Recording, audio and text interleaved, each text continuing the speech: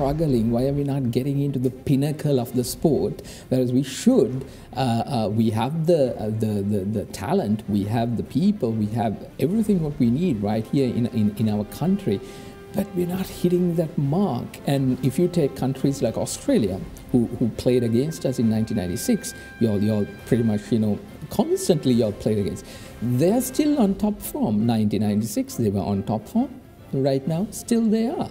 What do you think? What's going on? First, I must say that, yes, people can say that the 96 era was the golden era, but I will go beyond 96 as well. There were quite a lot of brilliant cricketers who represented Ceylon, then Sri Lanka. Unfortunately, we did not have test status. They were not playing in the big league. I'm sure they would have been as good as anyone who were good at the time, but opportunities were less and cricket was more or less a part-time thing for the guys who played in that, or played in the good old days. Yeah. But the change took place from the time we got test status. So I think we need to recognize the guys who were involved in that period, which opened doors for people like us, and then going beyond. By saying that, I think we have had a slide in the last 3 to 4 years.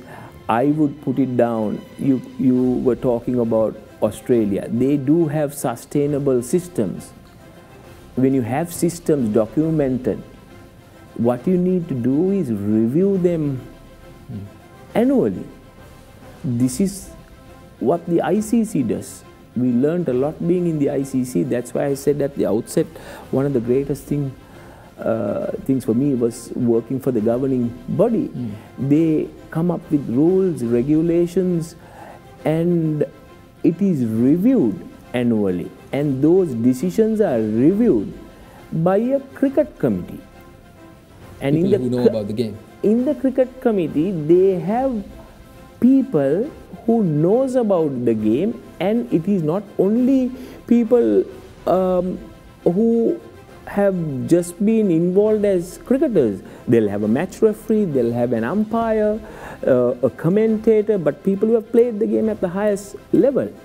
And they meet annually, if needed before that, and they decide what changes or what needs to be maintained or what changes that needs to be done. But here, looking at our Cricket Board Constitution, I don't like to talk about it, Mahieash, but just because you asked me, every time an elected body comes in to power, they say they have a high-powered cricket committee.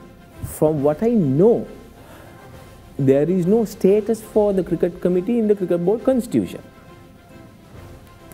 So who makes these decisions, right? When we were playing, maybe prior to that, they would have had very limited clubs, 8 to 10.